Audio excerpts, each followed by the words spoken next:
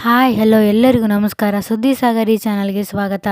ಭಾಗ್ಯಲಕ್ಷ್ಮಿ ಇಂದಿನ ಸಂಚಿಕೆಯಲ್ಲಿ ಏನಾಗ್ತಿದೆ ಅಂತ ನೋಡ್ಕೊಂಡು ಬರೋಣ ಬನ್ನಿ. ಅದಕ್ಕೆ ಮೊದಲು ಯಾರೆಲ್ಲ ನನ್ನ ಚಾನಲ್ಗೆ ಸಬ್ಸ್ಕ್ರೈಬ್ ಮಾಡಿಲ್ವೋ ಈ ಕೂಡಲೇ ಸಬ್ಸ್ಕ್ರೈಬ್ ಮಾಡ್ಕೊಳ್ಳಿ. ಸತ್ಯನಾರಾಯಣ ಪೂಜೆ ನಡೀತಾ ಇರುತ್ತೆ. ಮಂಗಳಾರತಿ ಆದಮೇಲೆ ಹೋಗಮ್ಮ ಎಲ್ಲರ ಆಶೀರ್ವಾದ ತಗೋ ಅಂತ ಹೇಳ್ತಾರೆ. ಆಗ ನಿರ್ಮಲ ನಮ್ಮ ಮಗಳು ಎಲ್ಲರ ಆಶೀರ್ವಾದ ತಗೋತಾ ಇರ್ತಾಳೆ. ಹಾಗೆ ಸುನಂದ ಹತ್ತಿರ ಬಂದು ಆಶೀರ್ವಾದ ತಗೋತಾಳೆ. ಅದಕ್ಕೆ ಸುನಂದ, ಚೆನ್ನಾಗಿರಮ್ಮ, ಅಪ್ಪನ ಮನೆಯಲ್ಲಿದ್ದ ಹಾಗೆ ಇರಬಾರ್ದು, ಗಂಡನ ಮೇಲೆ ಗೊತ್ತಾಯ್ತಾ, ನೀನು ಕೇಳಿದಕ್ಕೆಲ್ಲ ತಂದು ಕೊಟ್ಟಿದ್ದಾರೆ.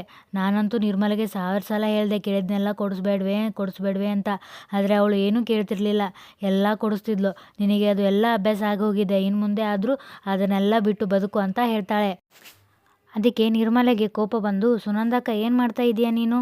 ನನ್ನ ಮಗಳಿಗೆ ಎಲ್ಲರೂ ಸುಮ್ಮನೆ ಆಶೀರ್ವಾದ ಮಾಡಿದ್ರು ತಾನೇ, ನಿಂದೇನು ಹೊಸದು? ಹೀಗಿರಬೇಡ ಹಾಗಿರಬೇಡ ಅಂತ ಪೂರ್ಣ ಓದ್ತಾ ಇದೆಯಲ್ಲ ಅಂತ ಕೇಳ್ತಾಳೆ. ಅದಕ್ಕೆ ಸುನಂದ, ಅಯ್ಯೋ ನಾ ಏನು ಹೇಳಿದೆ, ನಿನ್ನ ಮಗಳಿಗೆ ಗಂಡನ ಮನೇಲಿ ಚೆನ್ನಾಗಿರು ಅಂತ ಹೇಳಿದೆ ಅಷ್ಟೇ.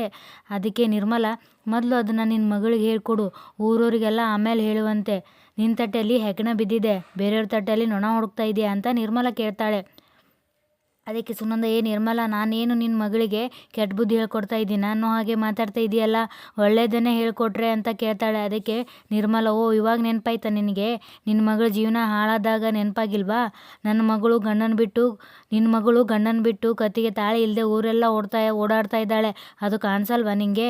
ನನ್ನ ಮಗಳಿಗೆ ಹೇಳಕ್ಕೆ ಬಂದುಬಿಟ್ಲು ಇಲ್ಲಿ ಅಂತ ನಿರ್ಮಲ ಹೇಳ್ತಾಳೆ. ಅದಕ್ಕೆ ಈ ಮಾತುಗಳನ್ನು ಭಾಗ್ಯ ಕೇಳಿಸ್ಕೊತಿರ್ತಾಳೆ.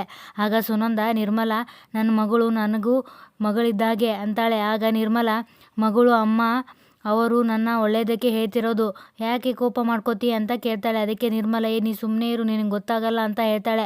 ಅದಕ್ಕೆ ಅಲ್ಲೇ ಇರೋರು, ಯಾಕೆ ಸುನಂದಕ್ಕ, ಎಲ್ಲನೂ ಚೆನ್ನಾಗೇ ಆಗ್ತಿತ್ತು ಅಲ್ಲ, ಸುಮ್ಮನೆ ಖ್ಯಾತೆ ಯಾಕೆ ತೆಗಿಬೇಕಿತ್ತು ಅಂತ ಕೇಳ್ತಾರೆ. ಅದಕ್ಕೆ ಸುನಂದ, ಅಯ್ಯೋ ನಾನೇನು ಮಾಡಿದೆ ಅಂತ ಸುನಂದ ಕೇಳ್ತಾಳೆ.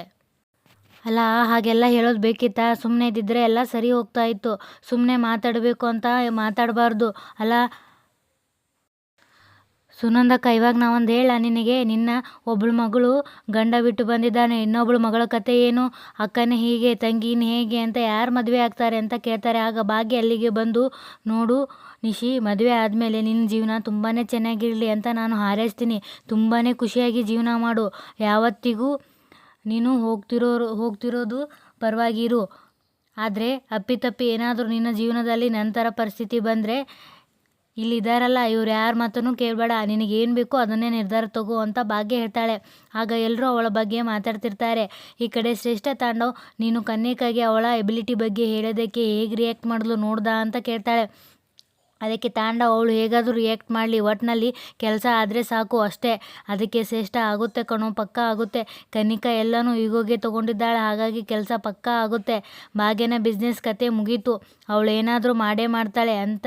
ಅದಕ್ಕೆ ತಾಂಡವ್ ಹೇಳ್ತಾನೆ, ಮಾಡಬೇಕು, ಆ ಭಾಗ್ಯ ಬೀದಿಗೆ ಬೀಳಬೇಕು ಅಂತ ತಾಂಡವ್ ಹೇಳ್ತಾನೆ. ಅದಕ್ಕೆ ಶ್ರೇಷ್ಠ, ನೋಡ್ತಾ ಇರು ತಾಂಡವ್, ಇಷ್ಟರಲ್ಲೇ ಆ ಭಾಗ್ಯ ಬೀದಿಗೆ ಬೀಳ್ತಾಳೆ ಅಂತ ಹೇಳ್ತಾಳೆ. ಅದಕ್ಕೆ ತಾಂಡವ್, ಅಷ್ಟಾದರೆ ಸಾಕು, ಆವಾಗ ನಮ್ಮ ಅಪ್ಪ ಅಮ್ಮನಿಗೂ ಬುದ್ಧಿ ಬರುತ್ತೆ, ಭಾಗ್ಯನ ಕೈಲಿ ಏನೂ ಮಾಡೋಕ್ಕಾಗಲ್ಲ ಅಂತ ಅವರಿಗೂ ಅರ್ಥ ಆಗಬೇಕು ಅಂತ ಹೇಳ್ತಾಳೆ.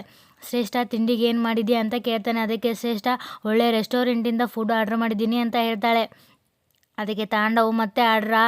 ಏನು ಗೊತ್ತಾ, ಆ್ಯಕ್ಚುಲಿ ಯಾಕೋ ಒಂಥರ ಹೊಟ್ಟೆ ನೋವ್ತಾ ಇದೆ, ವಾಮಿಟ್ ಬೇರೆ ಬರ್ತಿದೆ ಅಂತ ಹೇಳ್ತಾನೆ. ಅದಕ್ಕೆ ಶ್ರೇಷ್ಠ, ಅದು ನನಗೆ ಗೊತ್ತಿದೆ, ಅದಕ್ಕೆ ಒಳ್ಳೆ ಕಡೆಯಿಂದನೇ ಫುಡ್ ಆರ್ಡ್ರ್ ಮಾಡಿದ್ದೀನಿ, ನೀ ಏನು ತಲೆ ಕೆಡಿಸ್ಕೋಬೇಡ ಅಂತ, ತುಂಬ ಚೆನ್ನಾಗಿರೋ ಫುಡ್ ಬರುತ್ತೆ, ಇನ್ನೇನು ಬಂದೇ ಬಿಡ್ತು ಅಂತ ಹೇಳ್ತಾಳೆ. ಆಗ ಶ್ರೇಷ್ಠಗೆ ಕಾಲ್ ಬರುತ್ತೆ.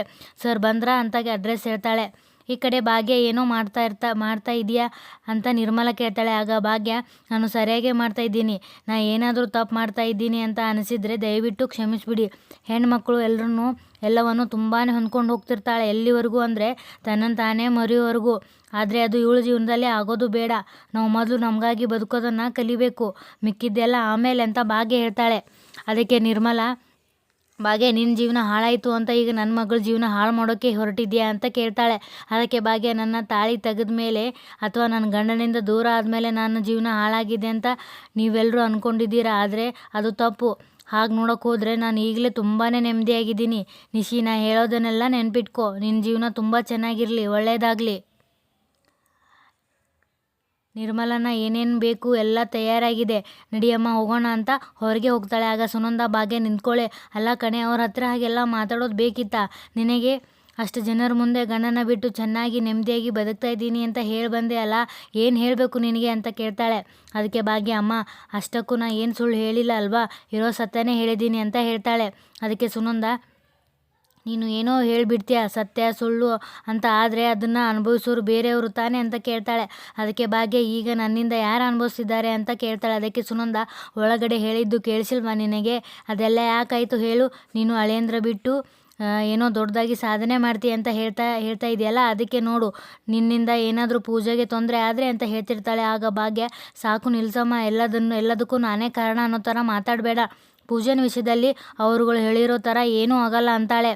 ಅದಕ್ಕೆ ಸುನಂದ, ಯಾರು ಹೇಳಿದ್ದು ಆಗಲ್ಲ ಅಂತ, ಅವ್ರು ಹೇಳ್ದಾಗೆ ಆಗುತ್ತೆ.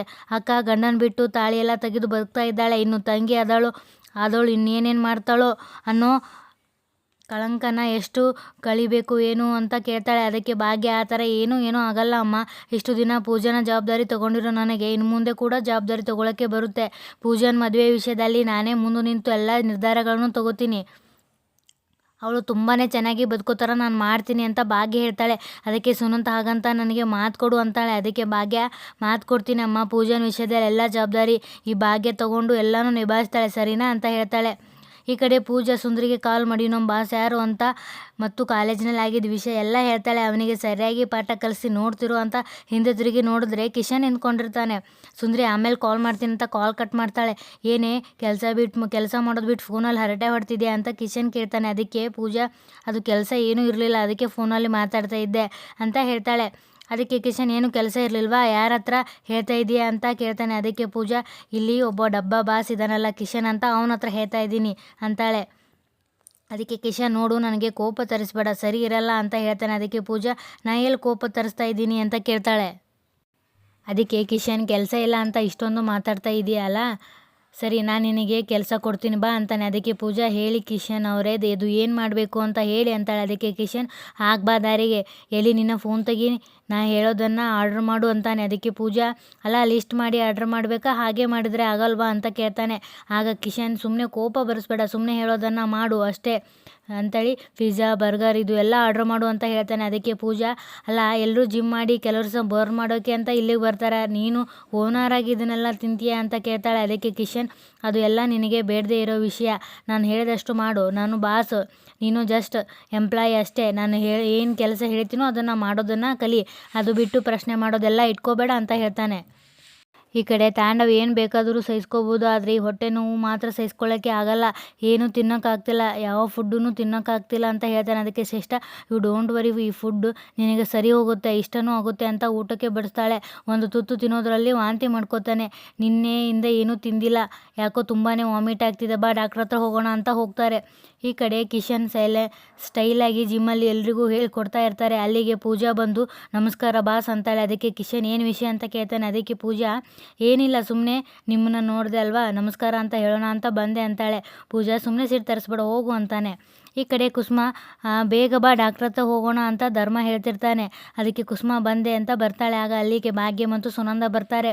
ಭಾಗ್ಯ, ಬಂದ್ಯಾ ನೋಡಮ್ಮ, ಊಟದ ಆರ್ಡ್ರ್ಗಳು ಬಂದಿವೆ, ಎಲ್ಲನೂ ಬೇಗ ಬೇಗ ಮಾಡು ಮಗಳೇ, ಯಾರ್ಯಾರಿಗೆ ಆರ್ಡ್ರ್ ಬಂದಿದೆ ಫೋನ್ ನಂಬರ್ ಅಡ್ರೆಸ್ ಎಲ್ಲ ಇದರಲ್ಲಿದೆ ತಗೋ ಅಂತ ಧರ್ಮ ಕೊಡ್ತಾರೆ.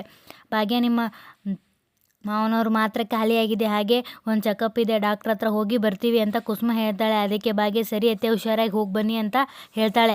ಆಗ ಧರ್ಮ, ಭಾಗ್ಯ ಸುನಂದ ಅವ್ರು ಯಾಕೆ ಬೇಜಾರಿನಲ್ಲಿದ್ದಾರೆ ಅಂತ ಕೇಳ್ತಾಳೆ. ಅದಕ್ಕೆ ಕುಸುಮ, ರೀ ನೀವು ಸುನಂದ ಅವರನ್ನು ಏನೂ ಕೇಳೋಕ್ಕೆ ಹೋಗಬೇಡ್ರಿ, ನೀವೇನಾದರೂ ಕೇಳಿದ್ರೆ ಮತ್ತೆ ಶುರು ಮಾಡ್ತಾರೆ, ನನ್ನ ಮಗಳ ಜೀವನ ಹಾಳಾಯಿತು, ತಾಂಡವ್ ಬಿಟ್ಟಿದ್ದು ಎಲ್ಲ ಹಾಳಾಗೋಯ್ತು, ಹಾಗೆ ಹೀಗೆ ಅಂತ, ನನಗೆ ಇದನ್ನೆಲ್ಲ ಕೇಳ್ಕೊಂಡು ಕೂಡೋಷ್ಟು ತಾಳ್ಮೆ ಇಲ್ಲ, ನಡೀರಿ ಅಂತ ಹೋಗ್ತಾರೆ.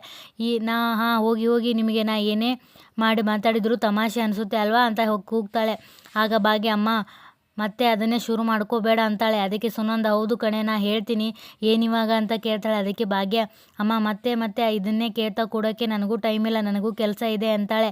ಅದಕ್ಕೆ ಸುನಂದ, ಭಾಗ್ಯ ಹೋಗು, ಆದರೆ ಬರ್ತಾ ನೀನು ನನಗೆ ಮಾತು ಕೊಟ್ಟಿದ್ಯಲ್ಲ ಅದನ್ನು ನೆನಪಿರಲಿ, ಪೂಜಾನ ಮದುವೆ ಜವಾಬ್ದಾರಿ ನೀನು ತೊಗೋತೀನಿ ಅಂತ ಹೇಳಿದ್ಯಾ, ಅದು ಏನಾದರೂ ಮಾತಿಗೆ ತಪ್ಪಿದ್ದು ನಡ್ಕೊಂಡ್ರೆ ನಾನು ಏನು ಮಾಡ್ತೀನೋ ನನಗೆ ಗೊತ್ತಿಲ್ಲ ಅಂತ ಸುನಂದ ಹೇಳ್ತಾಳೆ. ಈ ಸಂಚಿಕೆ ಇಲ್ಲಿಗೆ ಮುಕ್ತಾಯವಾಗ್ತದೆ. ಧನ್ಯವಾದಗಳು.